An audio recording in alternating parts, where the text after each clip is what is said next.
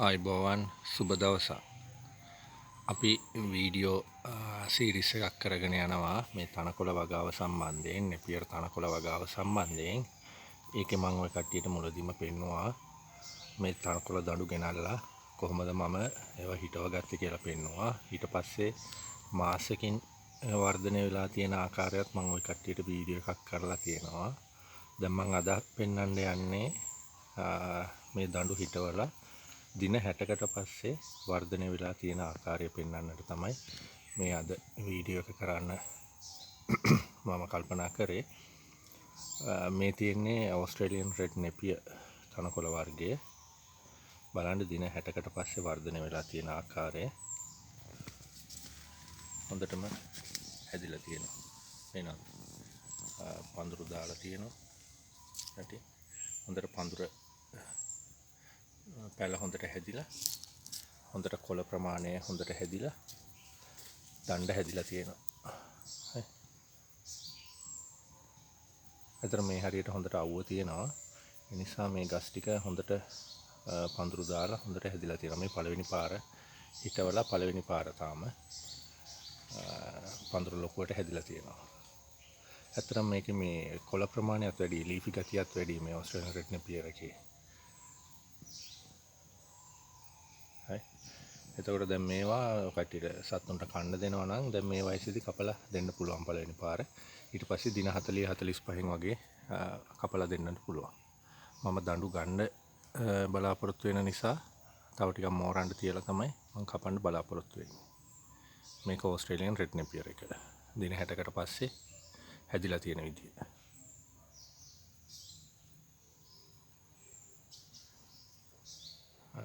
ඊළඟට මම කට්ටියට පෙන්නම් පචෝන් ග්‍රාස් කොහොමද හැදිලා තියෙන්නේ කියලා. මතකයි ඔය කට්ටියට මතක ඇති මේ අපි ගෙනාපු දවසේ හිටෙව්වා. ඊට පස්සේ මාසෙකින් පෙන්නුවා. දැන් මේ දින 60කට පස්සේ හැදිලා තියෙන ආකාරය. මේ සුපර් නෙපියර් එක, පැචෝන් එක. පේනවනේ. ඒකේ දැන් තමයි අර පඳුරු දාන්න එන්නේ. මේ පඳුර තමයි මං කිව්වේ අර දණ්ඩ හරහට හිටවපුවාම මෙතන පැල දෙකක් ඇවිල්ලා තියෙනවා කියලා. මෙතන පැලයයි මෙතන පැලයයි මෙතන දෙකක් වෙන විදිහට හැදුනා. ඒ දෙක හැමෝම තියෙනවා තාම පඳුරු ඇවිල්ලා නැහැ.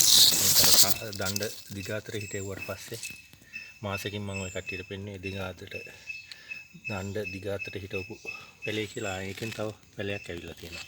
වෙනවනේ. ඒ විදිහට ඒ පඳුර හැදීගෙන යනවා. පචෝන් වල විශේෂත්වය තමයි මේ කඳ සුදු පාටයි. මේ බලන්න.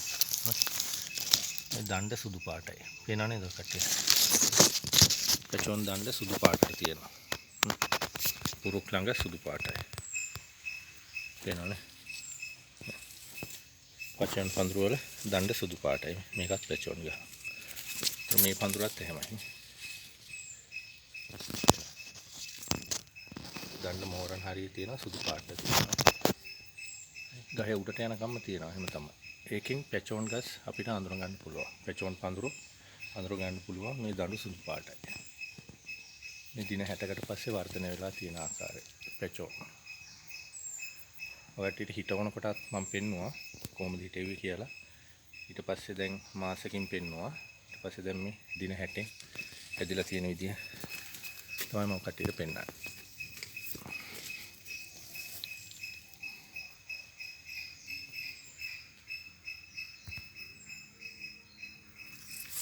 සාමාන්‍ය අඩි 7ක් විතර වගේ උසට හැදිලා තියෙනවා. මේ වගේ දඬු කෑලි ලබා ගන්න හින්දා මම දැන්මම කපන්නේ නැහැ. දඬු මෝරන්න තියලා තමයි කපන්නේ. දින 90කින් හරි 120කින් වගේ කපපුවම හොඳ දඬු ප්‍රමාණයක් ලබා ගන්න පුළුවන්. ඇත්තටම දඬු තියෙනකොට මමත් බෝ කරගෙන දඬු තියෙනකොට ඕන කෙනෙකුට නොමිලේ දඬු ලබා දෙන්නට පුළුවන්. රෙඩ් නෙපියර් එක තියෙනවා. රෙඩ් නෙපියර් එකෙන් හරි පැචෝන් එකෙන් හරි CO6 එකෙන් හරි කාට හරි දඬු අවශ්‍ය නම් දඬු කෑලි නොමිලේ කීපයක් ලබා දෙන්න බෝ කරගන්න. නොමිලේ ලබා දෙන්නම් ඕනම කෙනෙකුට. තව ටිකක් මම බෝ කරගන්නකොට තව ටිකක් මගේ ප්‍රමාණය වැඩි වෙනකොට ඕනම අයෙකුට නොමිලේ දඬු කැමිටි කීපයක් ලබා දෙන්නට පුළුවන්. මේ තනකොළ වර්ග බෝ කර ගැනීම සඳහා. මේ පචෝන් එක බලන්න දින 60කින් හැදලා තියෙන හැටි. හොඳට වර්ධනය වෙලා තියෙනවා. මම ඊළඟට ඔය කට්ටියට පෙන්නන්න CO6 පඳුරු කොහොමද හැදිලා තියෙන්නේ. මෙතන තියෙන මේ CO6 එක. වෙනවද? ඒක සෑහෙන උස ගිහිල්ලා හැදිලා තියෙනවා. ඒක සාර්ථකයි. හොඳට හැදිලා තියෙනවා. මම කටියට කියන CO6 අඳුරගන්නේ කොහොමද කියලා. මේ බලන්න CO6 වල පුරුක ළඟ රතු පාට වලයක් තියෙනවා. වෙනවද? පුරුක ළඟ රතු පාට වලයක් තියෙනවා. ඕකෙන් තමයි අපිට CO6 අඳුරගන්න පුළුවන්. පැචෝන් එක සුදු පාටයි කඳ. මේකේ රතු පාට වලයක් තියෙනවා. පුරුක ළඟ. වෙනවද? රතු පාට තියෙනවා. ඒකෙන් අපිට මේ CO6 පඳුරු අඳුරගන්න පුළුවන්.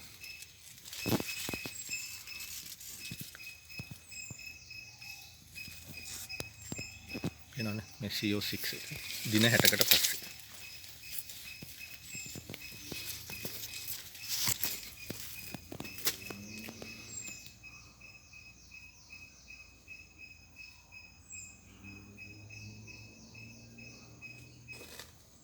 ඉතින් CO6 පඳුරු දින 60කට පස්සේ. CO6 වල නම් අඳුර ගන්න පුළුවන් මේ රතු පාට වලයක් තියෙනවා. පුරුක ළඟ රතු පාට වලයක් තියෙනවා. එකෙන් අපිට CO6 පඳුරු අඳුර ගන්න පුළුවන්.